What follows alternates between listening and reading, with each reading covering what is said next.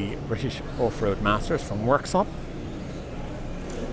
Oh, things are getting tight. This is the first race in round 4 of two-wheel drive. It's a three-way tie at the moment. It is Neil Cragg, Lee Martin and Michael Orlowski at the top of the pile, all with 2 points. Or should I say all with 4 points after 3 rounds, but 2 points being they're both all of 2 wins. So what I can tell you is that third on the grid is Michael Orlowski, and right back, ninth on the grid, as you can see behind that pair of legs, is Lee Martin. So the guys who are going for the win have traffic to deal with. Lee Martin considerably more than Michael Orlowski. Big thanks to Schumacher, Root Bits, Model Tune, FF Racing and RC Octane. Thank you for your help. Guys, please support them and please hit like and subscribe. So Tony Doka is about to get them started.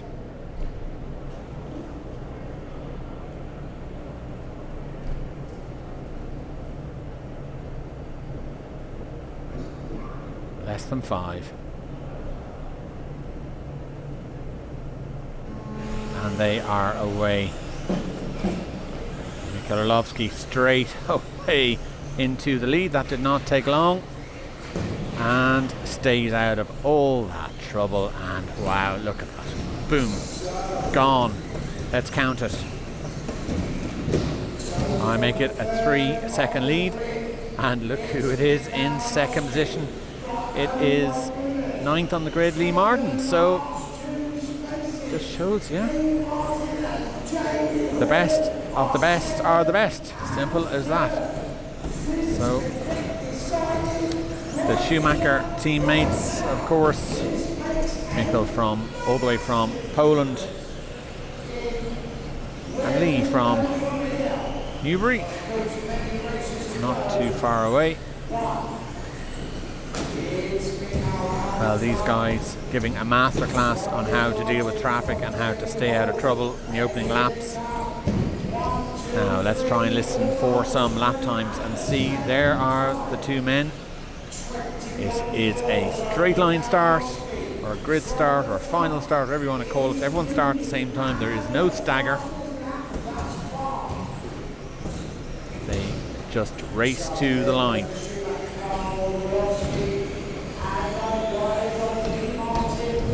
Michael car looking very reactive up front. So 20.2 for Orlowski, 20.1 for Lee Martin, and 20.3 for Jamie Hall, who is in third. Let's take a look at Jamie. All these guys running at a very similar pace, but if you want to win it, you're going to have to find a couple of tenths somewhere and try and improve. I'm impressed with Lee and Jamie, I have to say, considering Michael really got a fairly clear break straight away. And these guys had to negotiate a pile-up, so pretty good. But Michael controlling from the front, as we have seen him do so many times.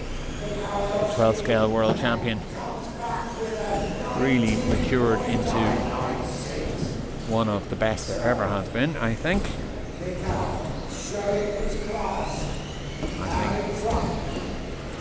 European RC racing is really on a high at the minute with the caliber of Orlowski and Bruno Coelho and Ungaro and the young guys coming up as well, Artek Selewski and so on.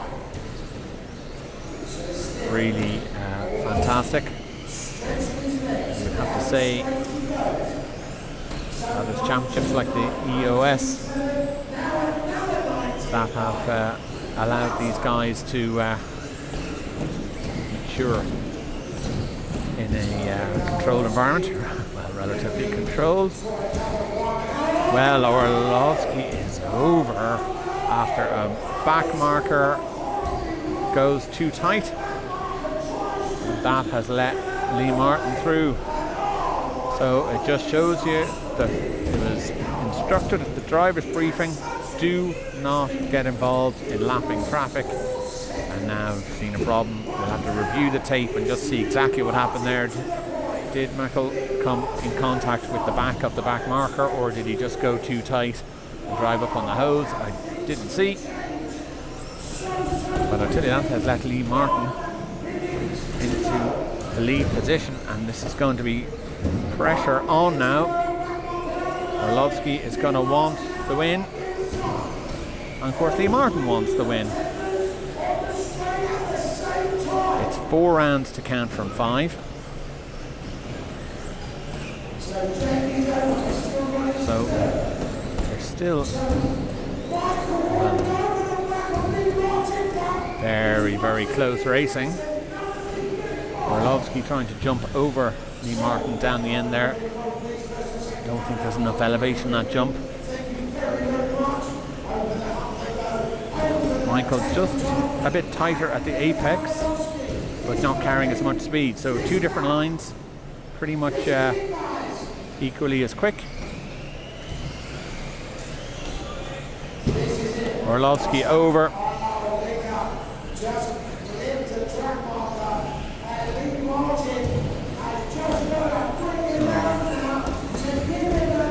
So there is Lee Martin. So, intense race. It is Lee Martin, Michael Orlowski, Jamie Hall. Not great with the back marker. There'll be a word had, I'm sure.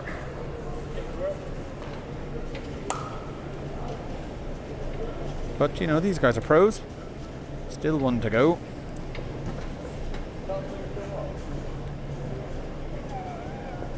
Right, join us later. You're very welcome back. So this is round 4 of 2-wheel drive. Now I can tell you that earlier on we saw Lee Martin just pip Michael Orlowski for another win. I would put Lee provisionally at the top of the leaderboard. In behind that black board is Neil Cragg. So Neil was one of the 3 drivers. Hard to go back. That of course is Neil right there. We had 3 drivers at the top of the table after 3 rounds. So this one's been pivotal. And let's see how Neil gets on. Big thanks to Schumacher, Rude Bits, Model Tune, RC Octane and FF Racing.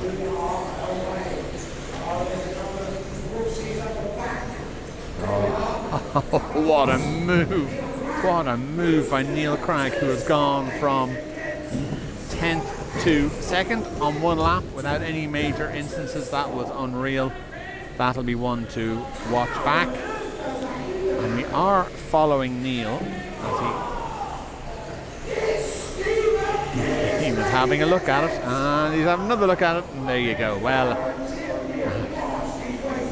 argy-bargy, but you know, rubbing's racing, as they say, and there's no gap creates a gap, and all those sort of things that you hear. He seems to have got away with it without anyone screaming or shouting. So.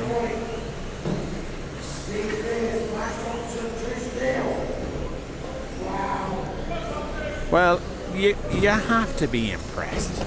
10th off the line and through to 2nd on lap 1, through to the lead on lap 2, and now 1, 2, 3 second lead with another lap down. So this is a masterclass from Neil Cragg.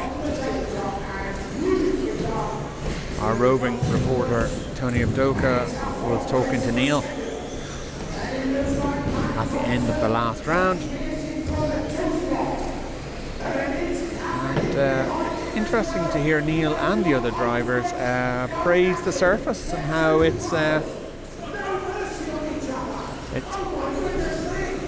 like a dirt surface, grip-wise, to an extent. Obviously, probably not as grippy as grooved-up clay with additive, but you know, I think it was Lee Martin who said it's like the real really race on the first day. It's about the same amount of grip, or maybe he even said there was more grip than the really race on the real really race on the first day. So that's interesting. We often discount these surfaces as just something to do indoors during the winter, so we can get back out to the AstroTurf in the summer, but perhaps racing here in Worksop and the likes is what makes great drivers. I know from my own experience racing on polished wood in the winters, you would come out or emerge from winter racing way quicker just because you learned to control the car with no grip, sharpened up the skills.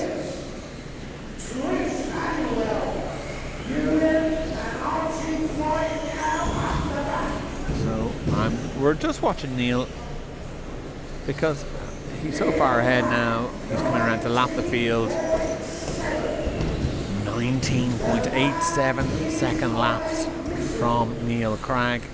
They are up there with the fastest. I don't think we've had faster than that.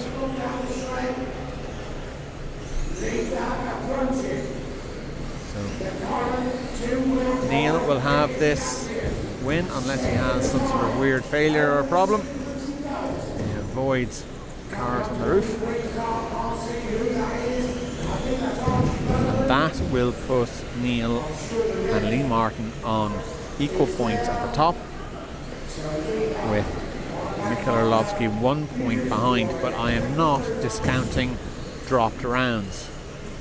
A win in round 5 for Mikkel will give him a straight row of ones to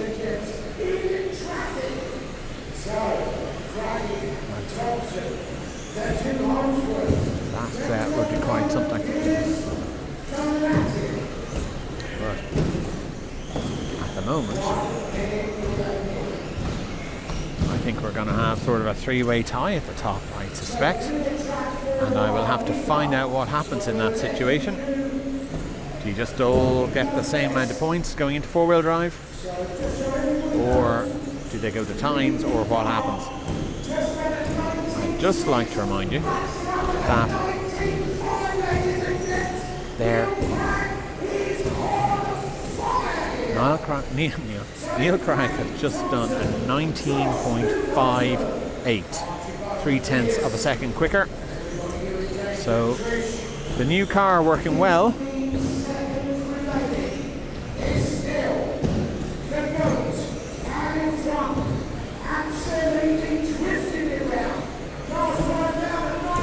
Now, what was I saying? Yes, just to remind you that the Really Race winner is a combination of two-wheel drive and four-wheel drive. So, as Lee Martin pointed out, you can have a spectacular two-wheel drive and then throw it all away in four-wheel drive. I think Neil's finished, he is finished.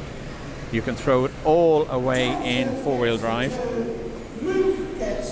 So, it's not a done deal.